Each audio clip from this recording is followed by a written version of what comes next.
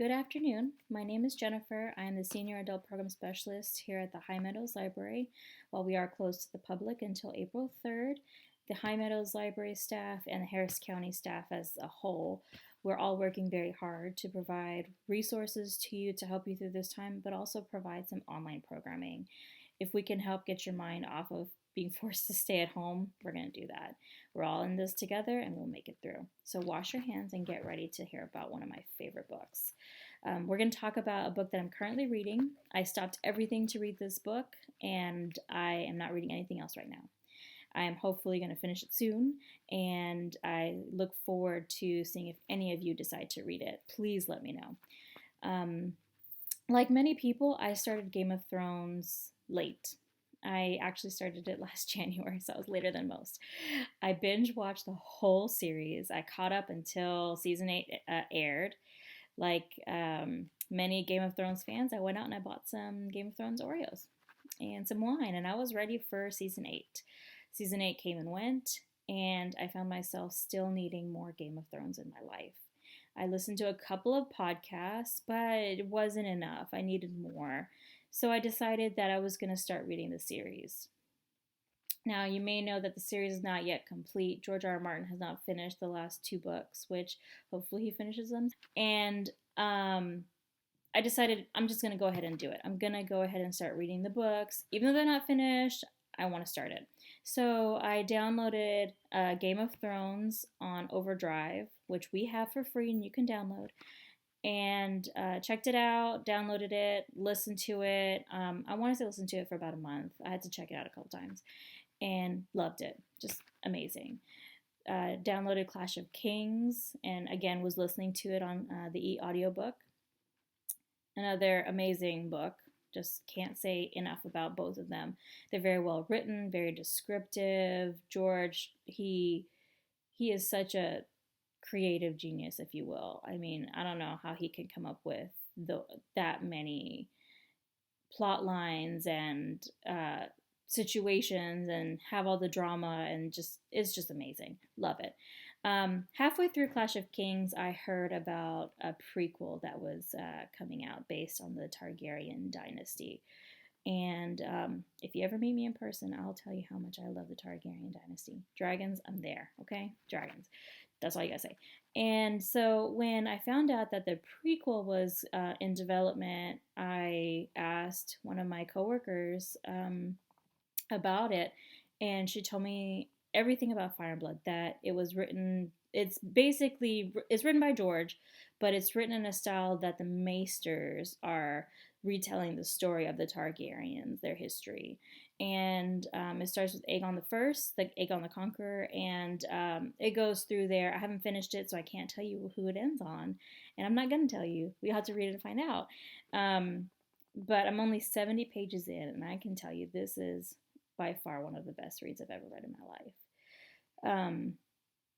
From the descriptions of Aegon and his sisters, Rhaenys and Visenya, and how they have gone to conquer Westeros, it just blew my mind. I love the drama that's added with the fact that he married both of his sisters, one out of duty, one probably out of love, and showcasing the different personalities between the two.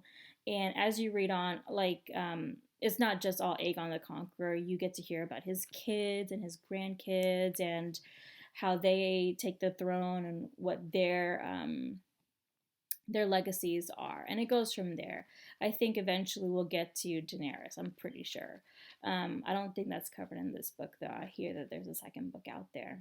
So this is the cover of the book, Fire and Blood. It has a Targaryen sigil on the front cover, and of course there's some dragon fire there, which I'm all for. When you actually flip through the book, though, the illustrations are like super gorgeous. Like, I mean, how can you not? I just love it. I can't deal with it. I feel like if I could possibly afford it, I would get some of these as prints and just hang them up on my walls because they're just so amazing. This is one of my favorites. This is Aegon the Conqueror with his 2 sisters, and behind him is the actual Iron Throne, which he did create with his dragon Valerian. Now, one of the passages that I want to read to you is when Aegon, let's see, where is it? Aegon is actually talking to, he's in the middle of his conquest, and he's telling King Heron the Black that, he wants to parlay, but King Heron wants none of it. And so we're just going to take it up from there. Yield now, Aegon began, and you may remain as Lord of the Iron Islands. Yield now, and your sons will live to rule after you. I have 8,000 men outside your walls. What is outside my walls is of no concern to me, said Heron. Those walls are so strong and thick. But not so high as to keep out dragons. Dragons fly. I built in stone, said Heron. Stone does not burn. To which Aegon said, when the sun sets, your line shall end. It is said that Heron spat at that and returned to his castle. Once inside, he sent every man of his to the parapets, armed with spears and bows and crossbows, promising lands and riches to whichever of them could bring the dragon down. Had I a daughter, the dragon slayer could claim her hand as well, Heron the Black proclaimed. Instead, I will give him one of Tully's daughters, or all three if he likes. Or he may pick one of Blackwood's whelps or Strongs, or any girl born of these traders of the Trident, these lords of yellow mud. Then Heron the Black retired to his tower, surrounded by his household guard, to sup with his remaining sons. Now here's my favorite part. As the last light of the sun faded, Black Heron's men stared into the gathering darkness, clutching their spears and crossbows. When no dragon appeared, some may have thought that Aegon's threats had been hollow. But Aegon Targaryen took Balerion up high, through the clouds, up and up until the dragon was no bigger than a fly upon the moon. Only then did he descend, well inside the castle walls. On wings as black as pitch, Balerion plunged through the night, and when the great towers of Harrenhal appeared beneath him, the dragon roared his fury and bathed them in black fire, shot through with swirls of red. Stone does not burn, Heron had boasted, but his castle was not made of stone alone. Wool and hemp and straw, bread and salted beef and grain all took fire. Nor were Heron's ironmen made of stone. Smoking, screaming, shrouded in flames, they ran across the yards and tumbled from the wall walks to die upon the ground below. And even stone will crack and melt if a fire is hot enough. The river lords outside the castle walls said later that the towers of Harrenhal glowed red against the night like 5 great candles. And like candles, they began to twist and melt as runnels of molten stone ran down their sides. And that is just a small excerpt from this fabulous, fabulous book. I would like to suggest you give it a shot. Whenever we get back into the libraries, let me know if you're reading this. And let me know what you think. If you're actually reading it right now, feel free to hit me up on our social media accounts. My name is Jennifer. Again, let me know what you think. I love Game of Thrones. I love it, and I can't get enough. And this one by far is probably one of my favorites.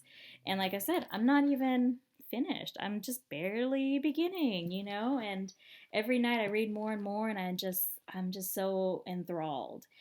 And I can't wait to finish, and I hope that the TV show is as good as this book, because it's amazing. If you have any recommendations for books you'd like for me to read, again, just let us know. I'm going to post links to all of our social media accounts at the end of this video. Thank you for watching, and let me know if you read the book.